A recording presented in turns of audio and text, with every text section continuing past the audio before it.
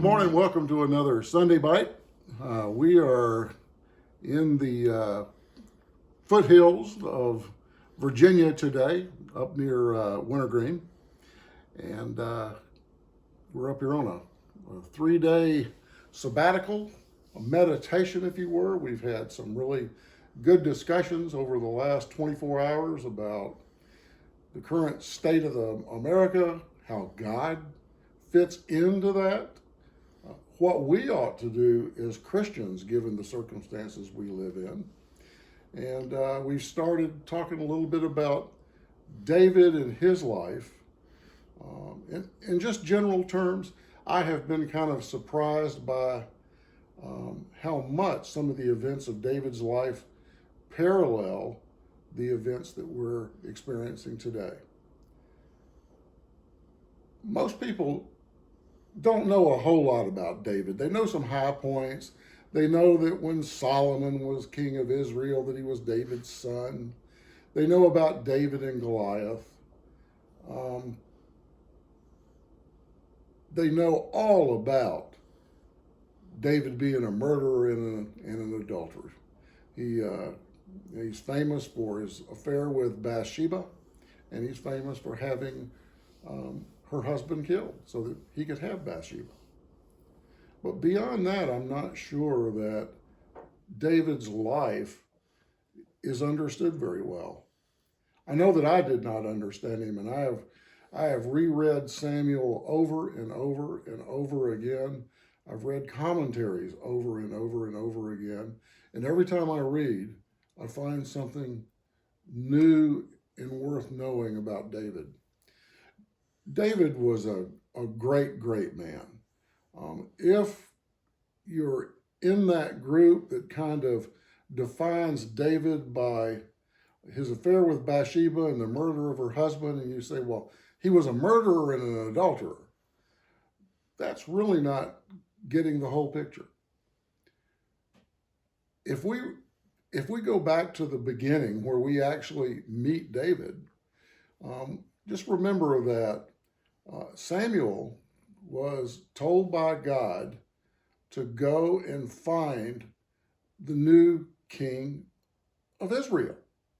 He wasn't told who he was, but he was told who to go see. So Samuel went off and he went to the family of, who was it, Jesse? The family of Jesse. And when he got there, he asked Jesse, he said, is this all of your sons? Because he had looked at them, and for some reason he knew that the king of Israel was not going to be from among those sons. And Jesse said, no, I've got one other son, David, who's out tending a flock in the mountains. So Samuel had Jesse bring David in. And as soon as he saw him, Samuel knew that David was God's chosen man. God had looked at David's heart and found that heart most pleasing to him. God knew what David was. God knew that David was his man. He knew that David loved God with all that he had and all that he could. So Samuel was told to anoint David, and he did that. He anointed him as the new king of Israel. No one else knew that at that point in time. David was God's king, and he was God's king for a while.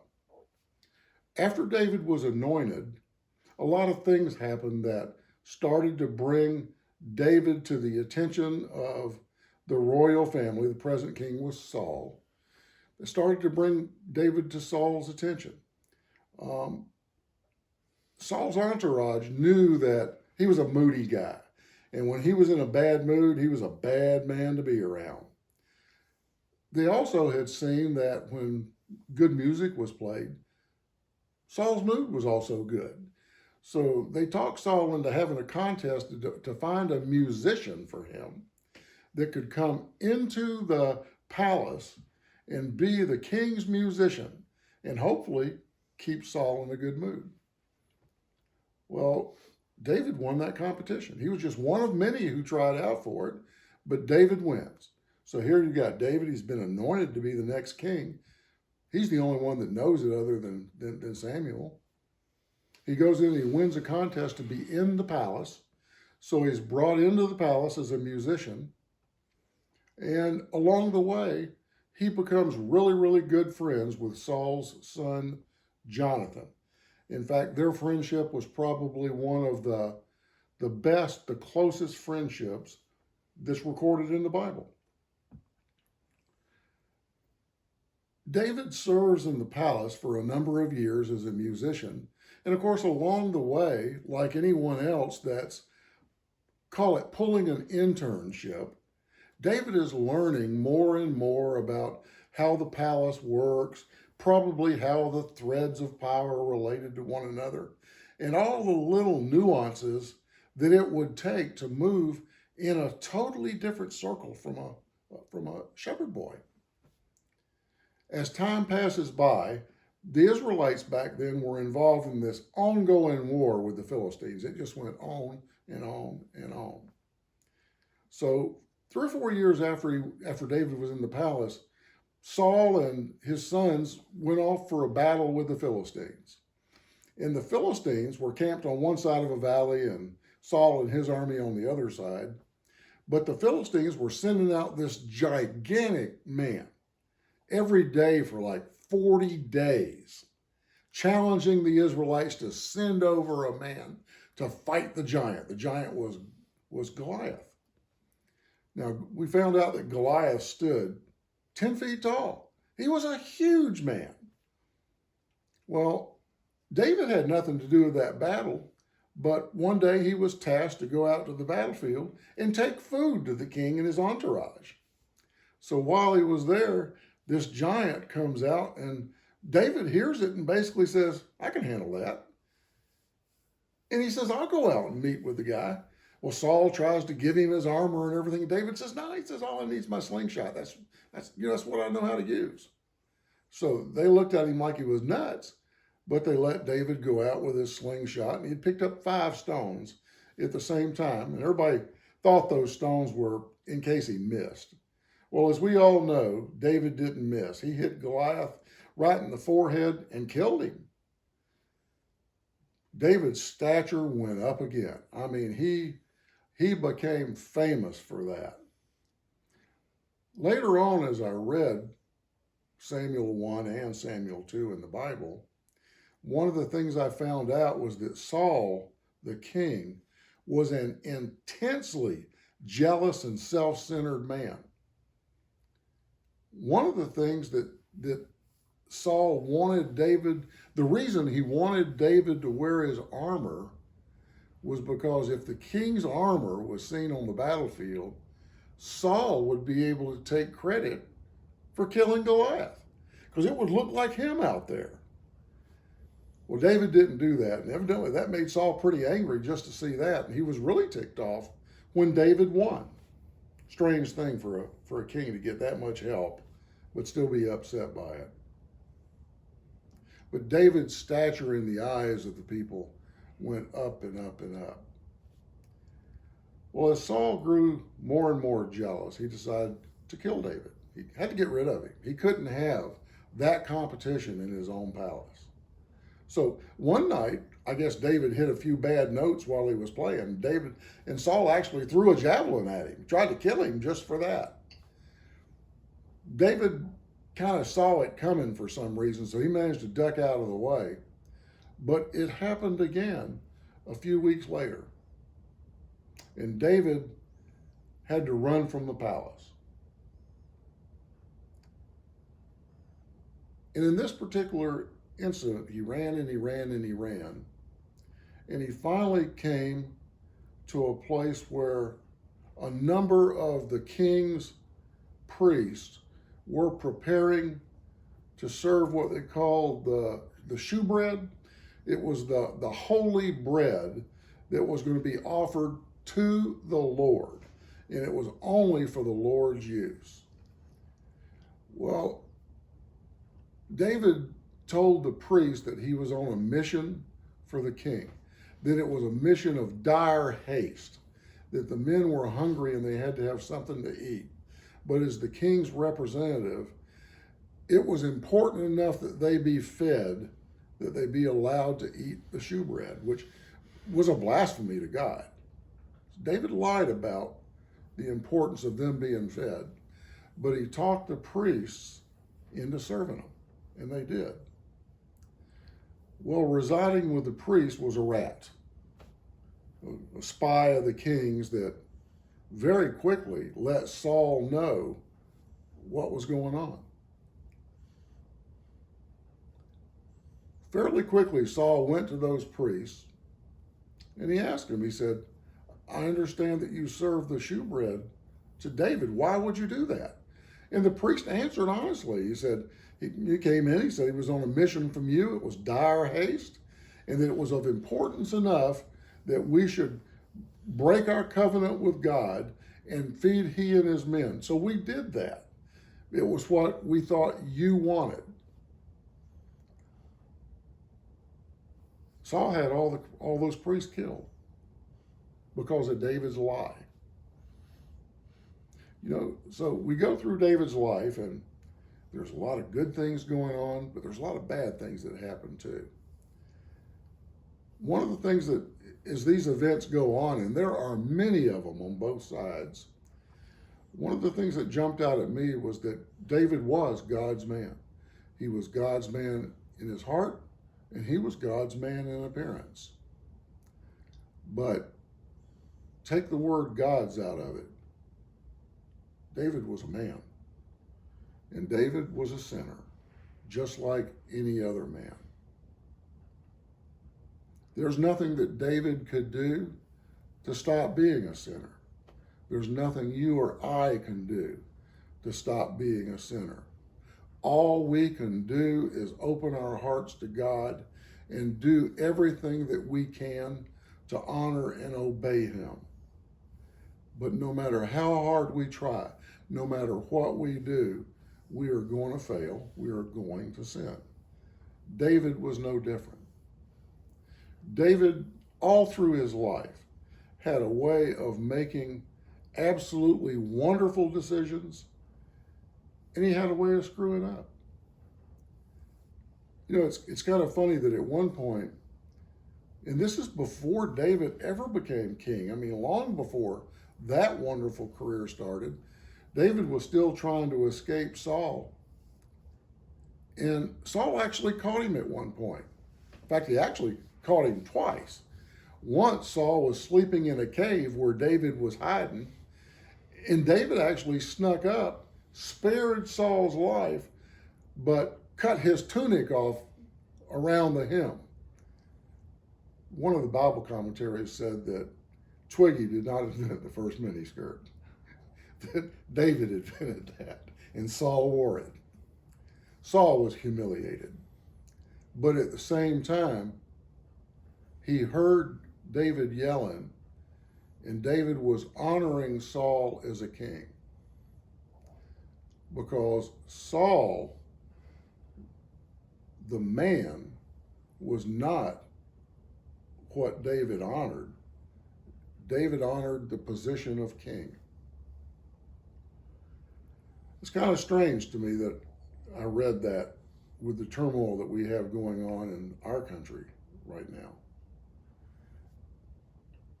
In my heart, I often feel like I want to go out and do my part to stop this nonsense that's going on in our country. And then I read the Bible, and I read about David feeling the same way, but stopping short because it wasn't the kingship that David wanted to dishonor.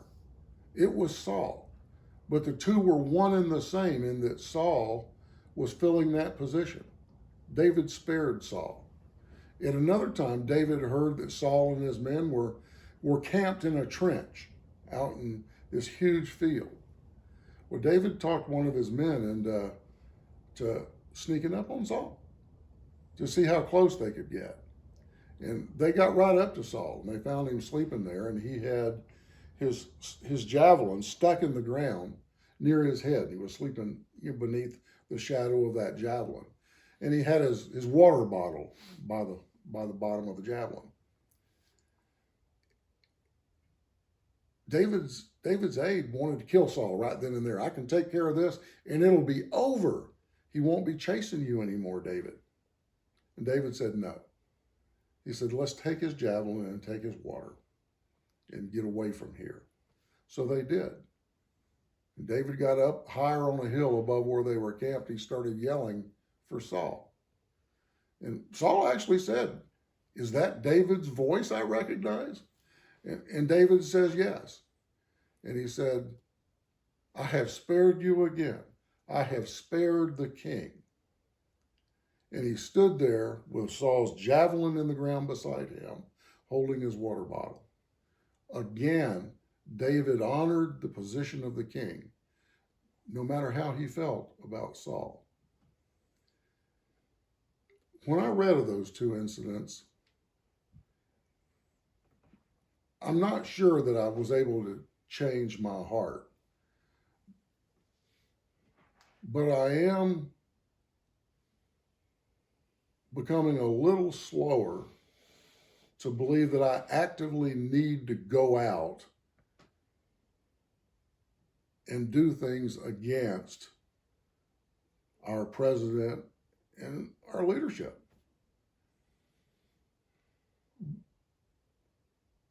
David is often accused of being an impatient man, and impatience interferes with God's work.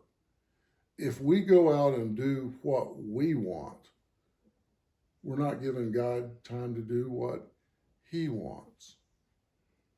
I don't know how far you can push that kind of an analogy. We live in an age today where different voices can turn up the temperature so slowly that we don't even realize we're being boiled alive. And I sometimes feel like that's what's happening right now. We're being so attuned to not being heard that we're not doing anything. I don't know if that's a good thing or a bad thing. If I had that answer, I could sit here and be comfortable. But when I look at David and I look at his relationship with God, I see that there is a different viewpoint, that it is God's universe, that God will eventually have happen what he wants to happen. I don't want to interfere with his work. All I can say is at this point, in terms of the present situation, I'll have to let it unfold before I make a decision about what I do. But I am more attuned to patience right now than I was. The other thing that's important to remember is that David doesn't need to be measured by his failures. He needs to be measured by what he did right. In God's time, God had Saul die.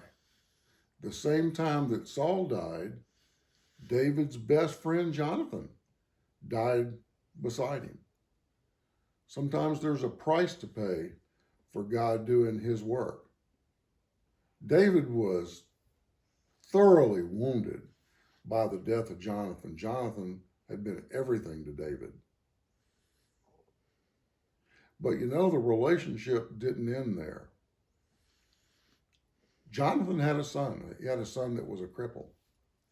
And David didn't know that at the time.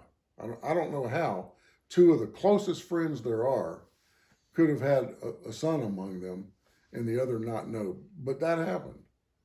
Later, David found out about that son and arranged to have him brought into his court and took care of not only the son, but his sons to honor his friendship with Jonathan. David was as loyal a friend as any friend could have. David had a good heart. Even when he made errors, David loved God. He loved God. He loved God in ways that are almost beyond belief. Sometimes it's easy for us to forget that over 40 of the Psalms are songs from David. David praising the Lord, David expressing his love for the Lord, David expressing God's place in his heart, his place in his life, his absolute obedience to God. David was God's man.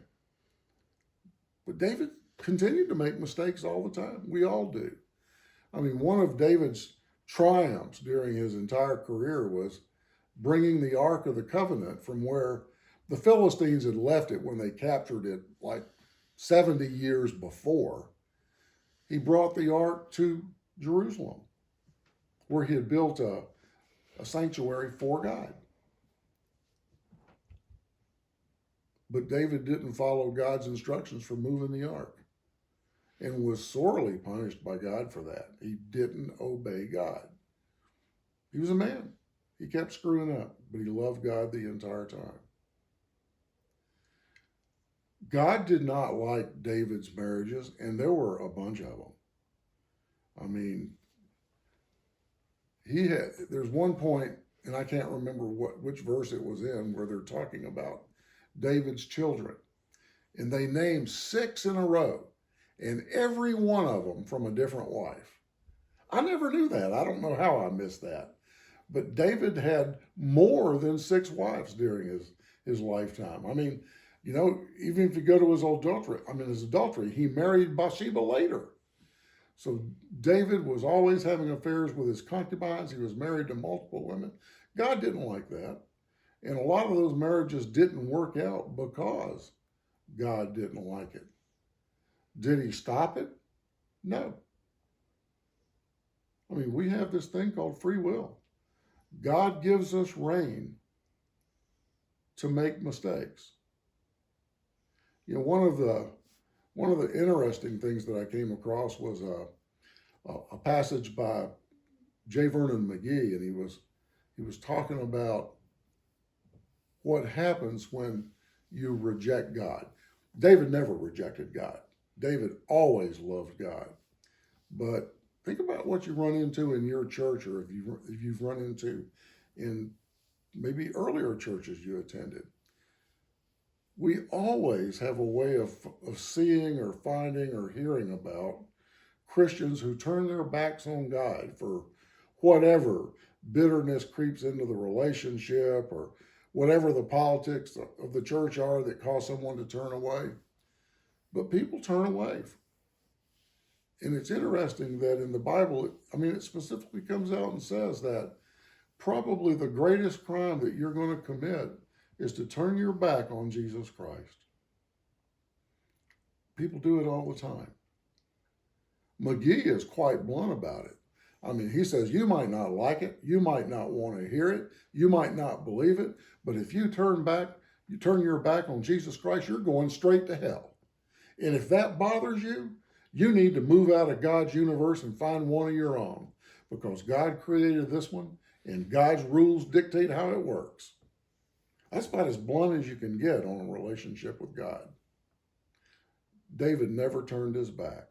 He never turned his back, and he wasn't physically punished for it. He wasn't mentally punished for it. But David's entire life was a life of learning. You know, think about that period of time.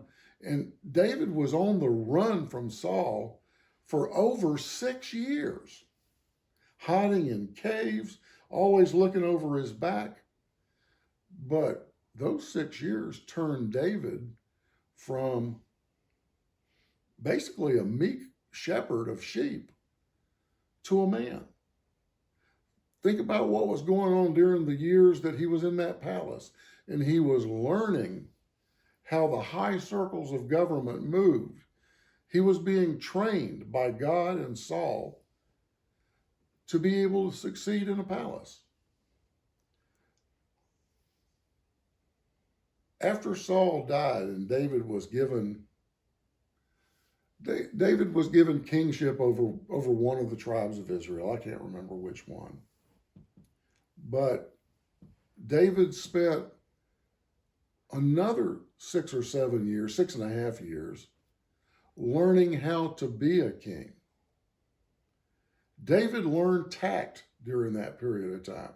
He learned how to find something good to offer an opponent in exchange for being able to mediate, to be able to shift positions so that people could come into agreement. Boy, how we need that in our country today. How can we even talk to one another today? We can't seem to do that. David found a way. That's part of the growth, that the lifestyle that God fostered on David allowed him to have. The growth of his leadership skills, the growth of his survival skills, the growth of his decision-making skills. The high points of David's life are so numerous that I hope that you can find the time to go back and read Samuel 1 and 2, not once or twice, but over and over and over again throughout your life.